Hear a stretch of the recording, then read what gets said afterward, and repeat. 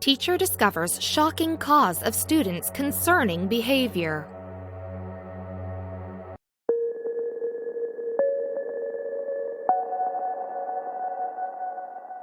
Kindergarten teacher Nancy Bleuer practically spent more time huddled over children's books or cleaning up craft stains than she did resting at home. But she knew she was put on earth to be of service to others, and that's part of why she became a kindergarten teacher.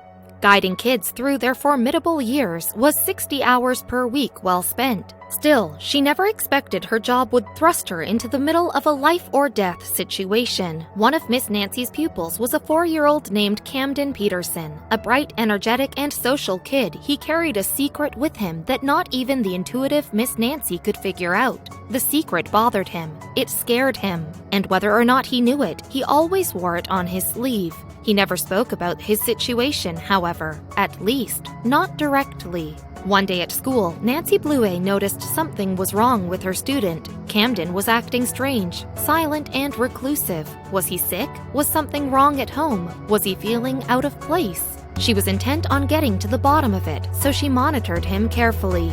After days turned into weeks with no improvement on Camden's part, Nancy asked if they could talk in private. She didn't want to single him out in front of the other kids, and she was relieved when he said yes. They went into an empty corner of the room, and the truth poured out.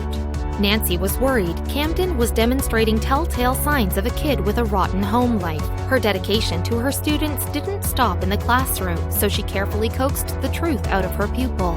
He was hesitant to speak at first, but after some careful guidance and effort, he confessed. The source of his heartache was his father. See, while 34-year-old Daryl Peterson of Mason City, Iowa, kept the finer details of his life out of the public spotlight, one thing was perfectly clear to all who knew him and met him. He loved his son. But Daryl wasn't doing well. Pictures of the father and his 4-year-old son decorated his social media profiles. In each one, the duo wore huge smiles across their faces, whether they were at an at-school event with inflatable slides or just in their car. During their escapades, Camden didn't know his father was dying. In 2010, just a few years before Camden was born, doctors diagnosed Daryl with Berger's disease. Antibodies called LGA, the experts said, were building up in his kidneys and slowly destroying his organs. In other words, Daryl was on the fast track to renal kidney failure, a condition in which his deteriorated kidneys would no longer filter all the toxins out of his bloodstream. When that set in, he would die, leaving Camden behind. So, after Camden was born in 2012, Daryl raised him knowing a fatal diagnosis was just one doctor's visit away. And in January 2016, the sword of Damocles finally fell. His kidneys failed. He needed a transplant ASAP. While doctors placed him on a kidney donor list, he also sought out donors himself. "I had friends and family come forward who wanted to donate," he said, "but these didn't work out for medical reasons or other reasons." In the meantime, he started up dialysis. The 34-year-old spent 4 hours, 3 days per week hooked up to a machine that filtered his blood, during which he no doubt thought of little else but Camden. And for the 4-year-old, even with his dad on dialysis, life continued.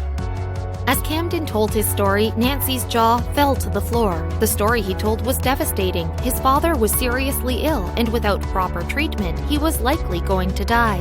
The truth was an unbearable weight for a kindergartner, yet Nancy was determined to set everything right. So, Nancy went to her files and pulled up the phone number for Camden's dad, Daryl. He, of course, had no idea that he was about to receive this call. When he first realized it was Camden's teacher, he worried that his son had gotten in trouble. The teacher told the father that Camden had spilled the beans, and Daryl was embarrassed beyond belief. Nevertheless, he filled her in on all of the details 4-year-old Camden wasn't privy to. His kidneys were functioning at below 20% capacity, and he didn't have a ton of time left. Many would argue that teaching is tireless and underpaid. It takes a giving person to be one, and that described 54-year-old Nancy to a T. She wasn't getting any younger, and her kidneys were working fine. Maybe, she suggested, Daryl could use one of her kidneys. Immediately, Daryl declined. They'd have to think of another way. But no matter what, Nancy was committed to helping. She pressed the issue further, explaining to Daryl all of the reasons why. She would make a perfect donor, and eventually, the father relented. She made a promise and had every intention to keep it, though it wasn't so simple. Donating a kidney isn't as easy as slicing someone open. Nancy had to take physical exams to make sure her organ would be compatible with Daryl's body. The results were much better than they could have ever expected. Not only was Nancy's kidney in good health, but she also had appropriate genetic correlations to donate to Daryl. It seemed like all the cards were in order, but there was one more test she would have to pass. Before Nancy could be approved, she had to undergo psychological exams to confirm that she wasn't donating her kidney because she was insane or under duress. The back and forth proved what everybody already knew. Nancy wasn't crazy, she just had a heart of gold.